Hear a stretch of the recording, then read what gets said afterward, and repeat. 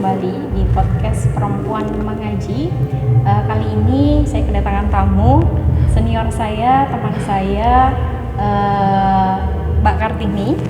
Dulunya beliau adalah alumni di Matoliul Falah dan juga alumni Institut Pesantren Matoliul Falah, pendidikan bahasa Arab. Ya. Apa kabarnya Mbak Kartini? Sehat? Alhamdulillah sehat. Ya, sekarang kesibukannya apa? Semuanya sekarang sih alhamdulillah hikmah di perguruan Islam Matoliul Falah sebagai pengajar. Hikmah ya, full hikmah di sini. Full. Iya. Iya. Nggak ada aktivitas lain di luar mengajar atau apa misalnya? Sejauh ini sudah nggak punya aktivitas lain, Mbak.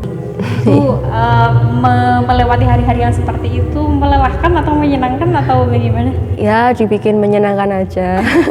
Kalau melelahkan nanti lebih merasa berat. Jadi apapun yang kita lakukan ya kita nikmati, kita syukuri. Banyak orang yang pengen seperti kita, ya kita nikmati aja. Gitu aja mungkin, Mbak. Jadi memang apapun yang diberikan oleh perguruan Islam Matoliul Falah dilaksanakan dengan senang hati gitu ya? Ya, sepenuh hati, senang hati. Apa menurut Mbak Kartini definisi atau pengertian dari khidmah itu sendiri sehingga Mbak Kartini memutuskan untuk menjadi bagian dari pengajar di Matoliul Falah? Kalau saya sendiri sih gini, khidmah itu kan pada dasarnya menyerahkan apa yang kita punya, entah itu ilmu, entah itu tenaga, bagi sesuatu ataupun suatu hal yang sudah berjasa bagi kita. Matoliul Falah itu sangat berjasa sekali sama saya. Terus akhirnya saya tuh pengen, oh ini saatnya aku memberikan apa yang aku punya ke Matoliul Falah. Jadi memang khidmah itu menjadi orientasi utama sebagai bentuk semacam balas budi dengan apa yang telah diberikan Matoliul Falah kepada Mbak Kartini dulunya. Iya, karena kalau misalkan di sini, apalagi di sini itu kan tidak boleh ada yang namanya kata-kata melamar ataupun mencari pekerjaan. Adanya itu memang khidmah. Ketika kita khidmah itu kan kalau dari segi bahasa membantu ya, Mbak? Iya. Membantu. Yang namanya membantu itu kan harus siap mau dijadikan apa saja, mau dijadikan guru atau mungkin karyawan atau mungkin sekedar bersih-bersih, harus memang bersedia. Jadi kalau menurut saya ya khidmah itu tadi memberikan apa yang kita punya. Sebenarnya sih kalau khidmah itu kan bagi sebagian orang mencurahkan apapun yang kita punya, yang kita bisa gitu. Iya, seperti itu. All out. Tapi terkadang banyak orang itu kan menyalahgunakan arti khidmah itu kan sebagai tadi bekerja, tetap ada seperti itu. Iya. Ketika mereka berniat khidmah, tapi ketika dikasih tugas yang tidak sesuai dengan kata hatinya, terkadang juga ada yang nggak suka gitu. Oh begitu. Jadi belum menerima dengan sepenuh hati ya apa tugas yang diberikan kepada mereka. Gitu. Jadi kalau misalkan kita niat khidmah, berarti ya harus sepenuh hati, yang diberi itu apa ya kita terima. Karena kita maturnya khidmah kayak gitu. Iya. Dan memang di Matoliul Falah ini kan sangat kental sekali nilai khidmahnya gitu ya, atau nilai pengabdiannya itu bahkan sudah diajarkan semenjak kita dahulu masih menjadi siswa gitu ya, masih menjadi siswi gitu. Karena memang ketika kita masih menjadi siswi itu salah satu jalan pengabdiannya, salah satu jalan khidmahnya itu adalah dengan mengikuti organisasi. Tapi bukan satu-satunya ya, artinya organisasi ini adalah salah satu jalan berkhidmah kepada guru-guru kita dan kepada lembaga kita gitu. Nah, menurut Mbak Kartini, khidmah ini kan kita juga sunnah atau wajib ya kalau kita mengatakan dianjurkan itu aja. Dan di satu sisi kita juga punya kewajiban sebagai murid yang juga punya tugas untuk belajar, ya kan? Nah, bagaimana Mbak Kartini bisa membagi kedua porsi itu antara belajar sebagai murid dan juga khidmah kepada guru? Itu bagaimana membagi porsi keduanya? Kalau yang saya lakuin dulu ya, yang penting tahu waktu, tahu posisi, tahu kapan harus khidmah, tahu kapan harus belajar. Misalkan Jadi secara proporsional membagi waktu. Kalau saya sih seperti itu ya Mbak, mungkin tidak terlalu muluk-muluk. Misalkan kalau sudah mau ujian CAU berarti ya saya harus belajar. Tapi selama saya masih bisa membagi waktu belajar dan hikmah, ya saya lebih utamakan hikmahnya.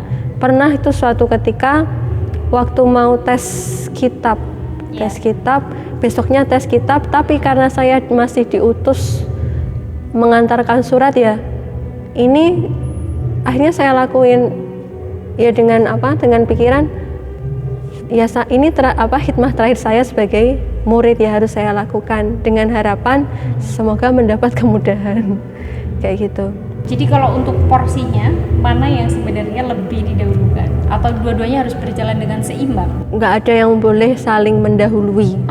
Iya, karena gini Mbak, beberapa orang ya waktu saya dulu mengamati ketika ada orang yang terlalu mengutamakan hikmahnya atau menyibukkan diri sebagai organisator dan lain-lain, itu kan terkadang melupakan kewajiban belajar. Sementara kan kita sekolah sendiri kan wajibnya belajarnya.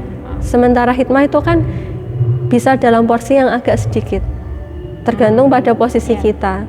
Misal ya hikmah kan nggak harus tadi ya Mbak, nggak harus jadi organisator ataupun yang lain. Menghapus papan tulis pun itu kan juga sudah bagian dari hikmah ya.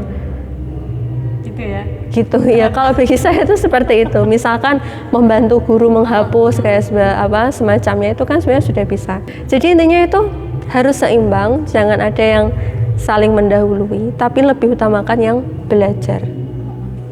Setelah Mbak Kartini melewati masa-masa menjadi siswa dan saat ini menjadi Dewan Pengajar, seberapa besar kepercayaan terhadap khidmah itu mendatangkan barokah, mendatangkan atau membentuk kualitas pribadi menjadi yang lebih baik gitu ya, itu melekat pada diri Mbak Kartini atau mempengaruhi memang kualitas diri Mbak Kartini gitu? Kalau saya sih sangat besar sekali Mbak, karena gini ya, mungkin waktu itu kan saya setelah dari MAFA itu kan keluar kota di tengah mayoritas teman-teman yang bukan dari Kajen. Nah, terus seakan-akan itu saya itu mulai Mbak, terbuka mata saya itu mulai terbuka realita kehidupan di luar itu seperti apa. Ketika saya mulai menggunakan apa yang saya peroleh dari Matlabul Falah, ternyata itu sangat membantu sekali, terutama bagian organisasi.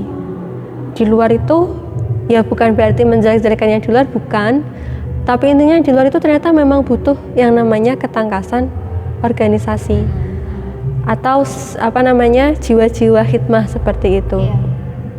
Terutama dalam menghadapi masyarakat, kemudian memanajemen suatu lembaga, itu ternyata sangat berdampak besar sekali bagi saya. Berarti memang dari segi pengalamannya atau dari segi nilai spiritual dari hikmah itu sendiri? Lebih ke pengalaman ya, kalau spiritual itu, tapi paling tidak itu hati lebih tenang gitu aja. Terkadang kita mengerti barokah itu apa yang mungkin bagi kita itu tidak pernah bisa melakukan, suatu saat kita akan bisa melakukan dengan cara membantu tadi, dalam tanda kutip membantu dan memberikan apa yang kita punya bagi orang yang telah berjasa bagi kita. Ternyata itu memberi memberi suatu pengetahuan tentang hikmah itu sangat sulit bagi orang-orang. Banyak yang mungkin masih skeptis atau masih kurang percaya atau masih kurang yakin. Iya Mas, iya kan? Contohnya misalkan teman-teman saya sendiri ya di luar sana itu ketika misalkan nanti hikmah sendiri mereka aja belum tahu kayak gitu. Mereka kan ngerti nih hikmah itu adalah dikongkan-kongkon, disuruh-suruh dan lain-lain, dan itu hanya akan membuat mereka itu capek dan seperti seakan-akan itu rendahan kayak gitu. Tapi kan pada dasarnya hikmah itu adalah bisa dalam artian hikmah itu adalah menggunakan apa yang kita tahu, mengamalkan apa yang kita tahu aja, gitu ya, iya sesuai kemampuan kita. Jadi tidak ada semacam paksaan terhadap sesuatu yang memang kita tidak punya potensi di situ. Yeah. Jadi cukup apa yang memang kita punya, ya itu yang kita berikan gitu. Kita nggak bisa memberikan apa yang kita tidak punya, mungkin seperti itu. Iya, menurut saya sih seperti itu Mbak.